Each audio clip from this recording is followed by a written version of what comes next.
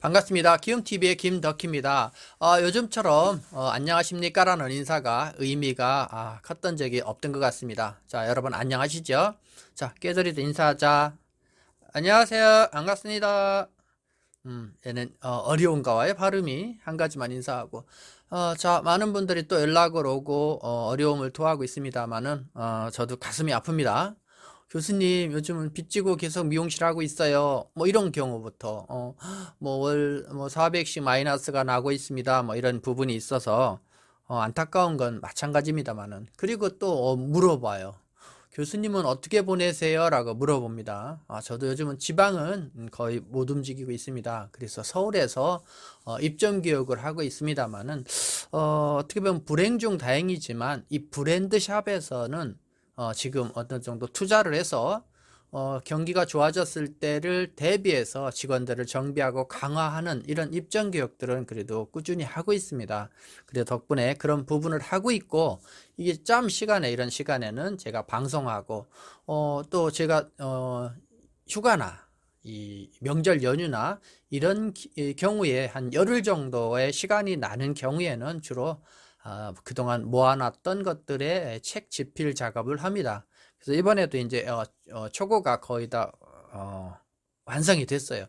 그래서 이번에 제목은 이제 일단은 가제목으로 잡아놨습니다만은 미용 손자병법. 그래서 지금 여러 가지로 많은 생각을 하고 계시겠지만 이 경쟁에서 내가 어떤 돌파구를 찾을까라는 부분 때문에 제목을 좀 그렇게 전략적으로 뭔가 생각하는 메시지를 주는 것들을 하면 좋겠다. 그래서 미용 손자병법이라는 일단 가제목을 잡아놨습니다. 깨들아, 너기 가만히 좀 앉아 있어. 진지하게 오늘 방송을 해야 되니까 네가 여기 앉아서 오늘은 가만히 앉아 있어라. 옳지. 자, 누가 너가 공부 잘하나 쳐다보고. 아이치 이쁘다. 응.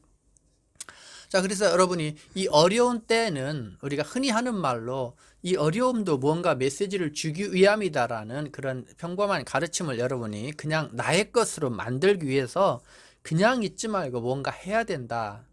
그냥 피하고 그냥 움츠리고 두려워하면 안 된다. 항상 우리는 어떤 일이 문제가 아니라 그 일로부터 두려워하는 게 더 문제라는 것을 제가 늘 말합니다만은 이것을 극복해야 됩니다. 그래서 준비하면 기회가 온다라는 시리즈로 전편, 후편, 1편과 2편으로 방송을 이어가 볼까 합니다. 준비하면 기회가 온다. 그래서 소제목은 우리 미용실을 단단하게 혁신하라 라는 겁니다. 그래서 여러분이 미용을 떠나서 다른 업종을 보면 기존의 어떤 손님을 기다리는 식당들은 어려움을 겪는 반면에 요즘에 식당이면서도 매출이 급격히 느는 식당이 있어요. 중국집은 오는 고객과 배달하는 고객의 그 시스템을 같이 맞춰 놨기 때문에 이 어려울 때는 배달 위주의 영업이 되기 때문에 활성화가 되는 겁니다. 자, 중국집 얘기를 하려고 하는 거 아니에요. 미용실은 우리가 배달할 수는 없습니다. 그래서 기다리는 업이지만 우리가 배달이 아닌 고객을 관리하고 모객 활동을 하고 체계를 만드는 거라는 건 할 수 있는 거죠. 자, 분명히 제가 늘 말합니다. 일하고 쉬면 가난해진다. 일하고 쉬면 가난해진다.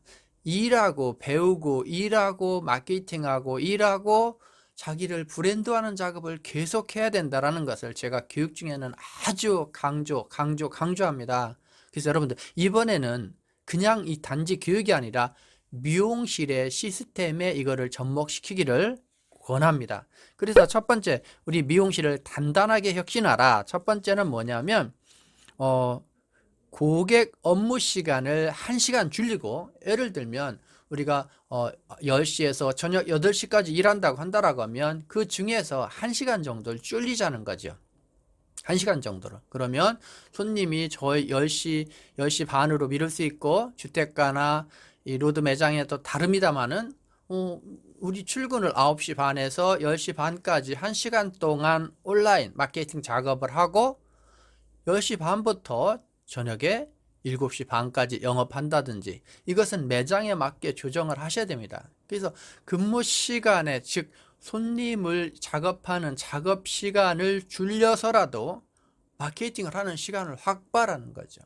정상적이라고 한다라고 하면 그 외적인 시간을 활용하거나 퇴근 후에 그런 시간을 활용하는 게 정상입니다만은 그것이 그냥 단지 누구한테 맡기는 것이 아니라 적극적으로 역할을 해야 된다는 거죠.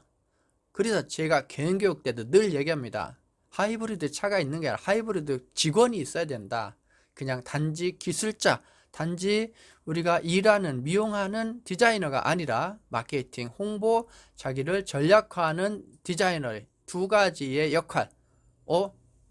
출근하면 홍보하고 마케팅하는 마케터로서, 손님이 오면 시술자로서의 변화를 할 수 있는 경쟁력 있는 미용실 시스템이 돼야 된다라는 얘기를 다시 한번 짚고 넘어갑니다. 자, 두 번째는 고객 예약 시스템을 이번에 완벽해라. 그래서 여러분이 여기서 전제가 뭐였어요? 당일 예약은 예약률이 아니다라는 것을 제가 늘 얘기합니다.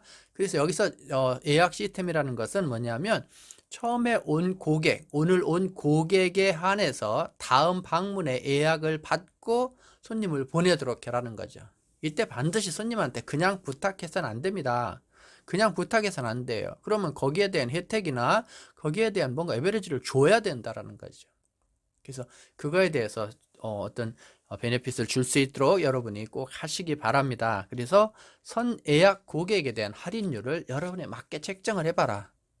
여러분이 기준점이 되게 하려고 하면 뭐 5%, 10% 이것은 기존의 선불권이나 기존의 다른 제도와 중복되는 경우에도 주는 경우예요. 그래서 가장 적당한 것은 5% 정도를 주는 것이 중요하다.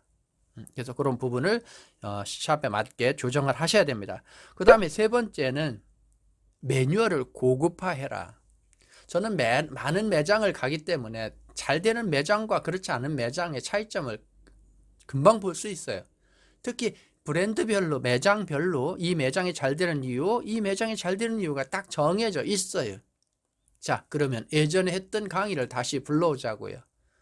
손님이 모이는 이유는 뭐다? 내가 받는 돈에 비해서 기분이 좋을 거고, 내가 받는 돈에 비해서 얻는 게 많다는, 내가 받는 돈에 비해서 행복감을 느끼기 때문에 고객은 계속 올 거라는 거죠. 이게 흔한 말 같지만 정말 중요한 포인트입니다. 그래서 고객이 이득이 가는 그런 매뉴얼을 어떻게 짤 건가를 집중하셔야 됩니다. 그 부분이 경쟁력이다라는 거죠. 그 부분을 잡으셔야 됩니다. 자, 그래서 여러분이 시술 플러스 어떤 고객에 케어할 수 있는 시스템이 뭐냐라는 것을 확고해야 된다. 확고해야 된다. 그걸 만드시기 바랍니다. 그 다음에 네 번째는 그 기존의 고객 관리가 어떤 프로그램이나 컴퓨터에 의해서 이루어졌다고 한다라고 하면 앞으로는 온라인에 컴퓨터는 통계 위주의 작업에 집중하고 고객 관리, 즉 계객 관리라는 측면에서는 여러분이 페이퍼로 기록하는 것을 병행하시기 바랍니다. 어떻게 보면 시간이 많이 들어가고 바쁘고 귀찮아요. 그러나 이번에 이런 사태를 통해서 얼마나 고객을 밀도 있게 관리를 해야 된다는 걸 아셔야 됩니다. 요즘 너무 쇼킹하고 감동스럽고 기쁜 일이 있습니다. 제가 교육 중에 그럽니다.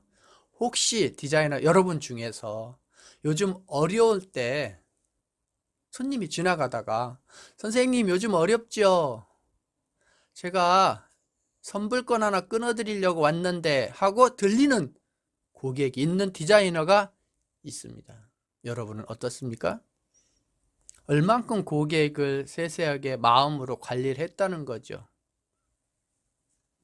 감동스러운 고객입니다. 그렇게 만든 디자이너는 또 더 대단하고요.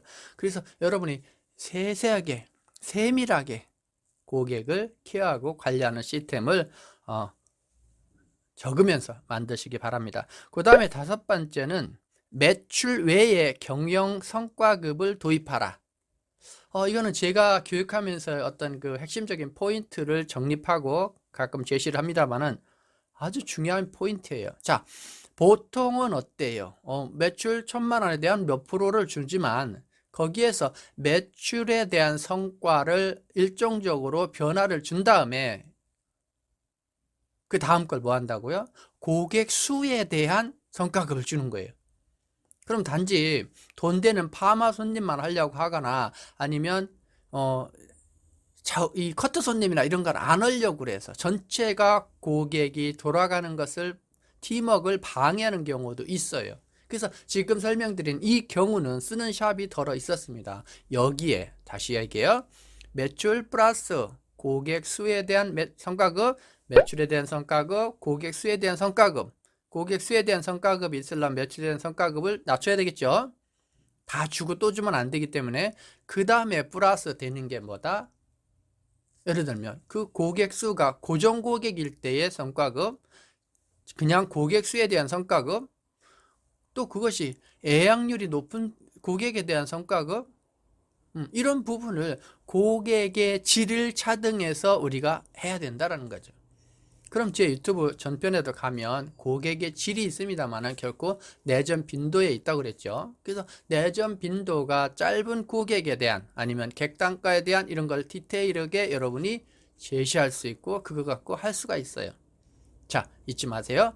이 시기에 어려움을 통해서 배워야 될 것은 매출이 아니라 고객의 소중함, 즉 고객을 잡는 쪽에 마케팅이 반드시 도입돼야 된다. 고객을 다지는, 우리 미용실을 단단히 만드는 경영 시스템으로 여러분이 바꾸기를 한번 제안해 드립니다.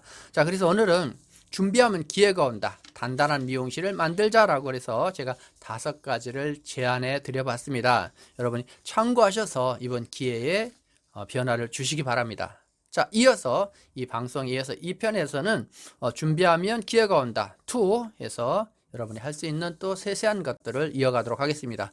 구독, 좋아요 해두시고 다음 편도 꼭 보시기 바랍니다. 자, 오늘 방송은 여기까지입니다. 깨달아 수고했다. 감사합니다.